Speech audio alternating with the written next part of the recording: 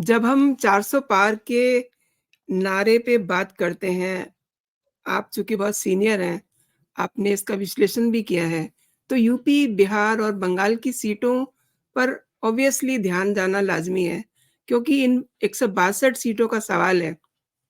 तो यहाँ का सीन क्या देखते हैं आप? देखिए, उत्तर प्रदेश में तो 2014 में भी बीजेपी और उसके सहयोगियों को 72 सीटें मिल गई थी और 2019 में भी 64 सीटें मिल गई थी 80 में से।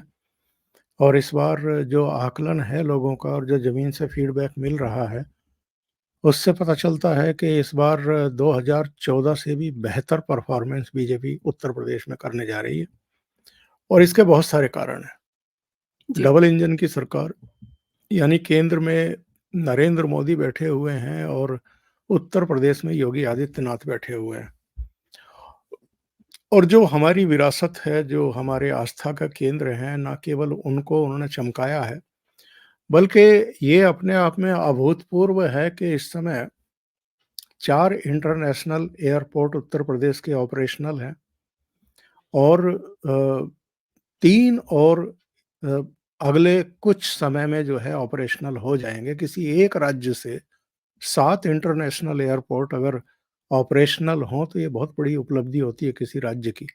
एक दौर था जब उत्तर प्रदेश को, मध्य प्रदेश को और बिहार को बीमारू राज्य कहा जाता था।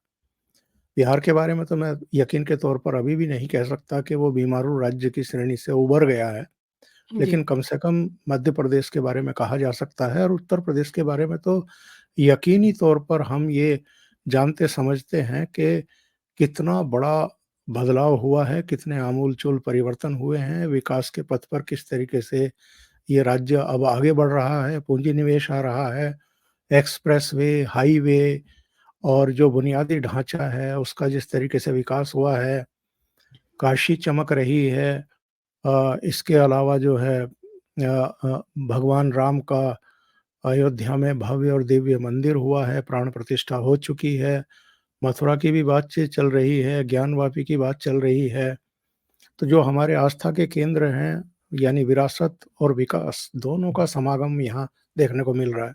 तो उत्तर प्रदेश से अच्छे रिज़ल्ट आएँगे। बिहार की जहाँ तक बात है, चूँकि वहाँ पर फिर से समीकरण बदल गए हैं, नीतीश कुमार वापस इनके साथ आ गए हैं, इसलिए 40 में से मैक्सिमम सीटें फिर से ये एनडीए जीतेगा, ऐसा माना जा रहा है। जहाँ तक पश्चिम बंगाल का प्रश्न है, तो पश्चिम बंगाल में 42 सीटें हैं और भारतीय जनता पार्टी और टीएमसी के बीच में 2019 में केवल 3 सवा 3% वोट शेयर का ही अंतर बचा था। भारतीय जनता पार्टी ने 40% वोट शेयर लिया था और टीएमसी ने 43 दशमलव समथिंग। सीटों का अंतर भी केवल 4 ही रह गया था। 18 सीटें भारतीय जनता पार्टी ने जीती थी और 22 ममता बनर्जी की टीएमसी ने जीती थी। इस बार जो वहाँ से फीडबैक मिल रहा है और संदेश खाली वगैरह की जो घटनाएँ हुई हैं, महिलाओं में जो आक्रोश है और प्रधानमंत्री नरेंद्र मोदी के प्रति जो उनका एक स्नेह दिखाई दे रहा है, विश्वास दिखाई दे रहा है, उसके चलते ये माना जा रहा है कि ये संख्या उलट तो हो ही जाएगी। यानी 22 सीटें भारतीय जनता पार्टी और 18 सीटों पर टीएमसी जो है वो खिसक जाएगी। इससे ज़्यादा भी अगर हो जाए, एक कोई सर्वे आया है जिसमें 27 सीटें बीजेपी की दिखाई जा रही हैं। जी। लेकिन मेरा मानना है कि 22 से 23 सीटें भी अगर उसकी आ जाती है तो ये बहुत बड़ी घटना होगी और आगे के लिए जब विधानसभा चुनाव होंगे तो ममता बनर्जी की कुर्सी भी खिसक सकती है।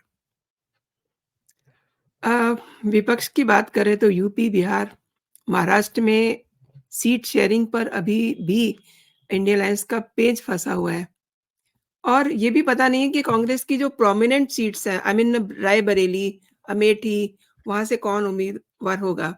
कन्फ्यूज़न सा नहीं आपको लग रहा? विपक्ष का ये हाल आज राहुल गांधी की यात्रा समाप्त होती है शनिवार को और कहीं कोई चर्चा ही नहीं।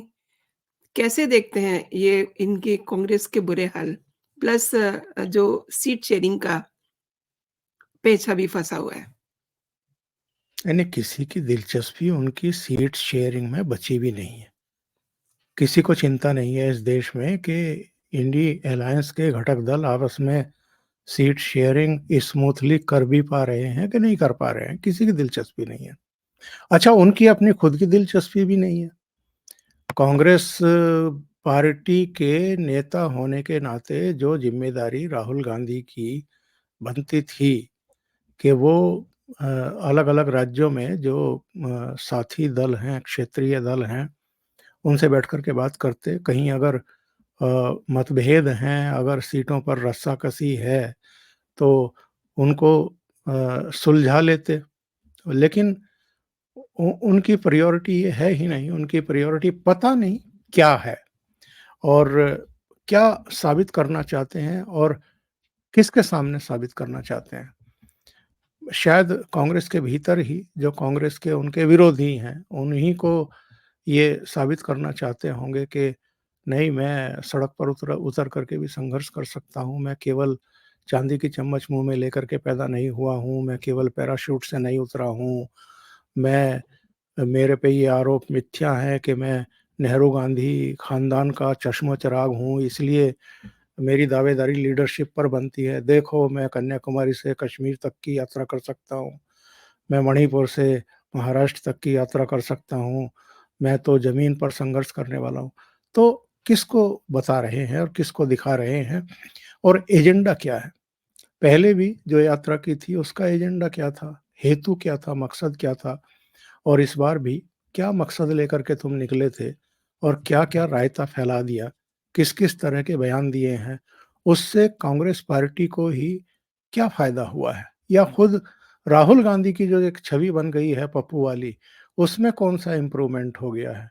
बल्कि उसको और अंडरलाइन कर दिया है कि हाँ, मैं ऐसा ही हूँ जैसा मुझे कहा जाता है। तो कोई किसी तरह की कोई 1% भी कोई छवि सुधरी हो या कांग्रेस को कोई लाभ हुआ हो, मुझे तो नहीं लगता। जहाँ तक उत्तर प्रदेश का, बिहार का या दूसरे महाराष्ट्र वगैरह में सीट शेयरिंग का प्रश्न है, राहुल गांधी को कोई दिलचस्पी नहीं है। इनके बाकी नेताओं को भी दिलचस्पी नहीं है। जितने कैंडिडेट मिल जाएँगे उनको उतार देंगे, लड़ा देंगे, उनको भी पता है कि परिणाम क्या रहने वाले हैं।